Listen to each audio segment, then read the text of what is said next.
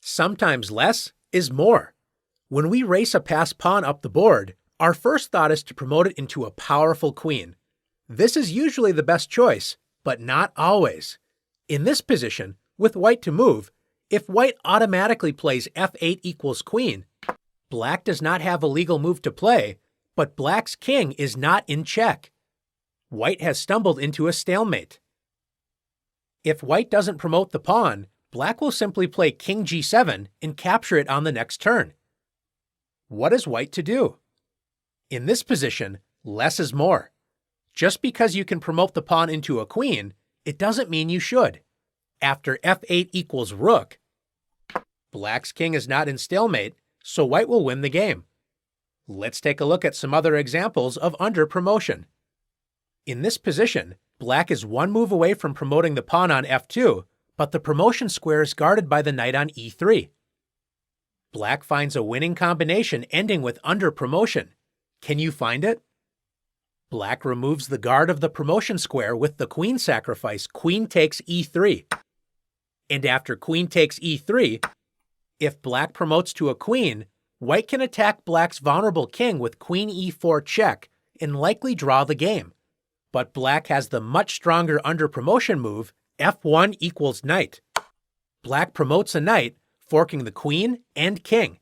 So after king g1, knight takes e3, black simplifies the game and enters a completely winning position. Let's take a look at one more example together. In this position, white is one move away from promoting when white's queen should outpower the black rook in a winning endgame. Black forces white to make a decision after rook d3 check. The position appears simple, but it turns out there is only one move that wins for white.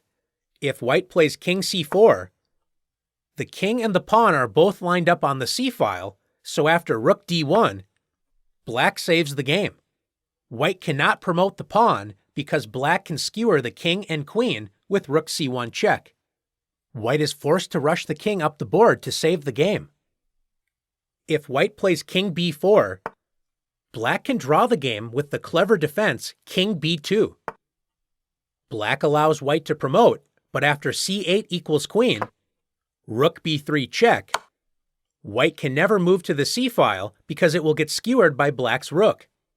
So after king a5, rook a3 check, king b6, and rook b3 check, white's king cannot escape black's checks without losing the queen. The game is drawn. White's only winning move is king c2. White's king attacks the rook and prevents any skewer tactics. It looks like white is easily winning, but remember that chess is a game of many opportunities. Even when things look finished, you must stay alert. Black plays the tricky move, rook d4. This appears to not help black as white can simply promote with c8 equals queen. But black has set up a stalemate trick after rook c4 check, forking the king and queen and attracting white's queen to c4. After queen takes c4, black is in stalemate and saves the game. After the clever rook d4, has black saved the game? Not if white remembers underpromotion. After c8 equals rook, there is no longer a stalemate trick since black's king can move to a2. White is now threatening checkmate on a8, so black's only defense is rook a4. It appears black might be hanging on, but can you find the winning move for white?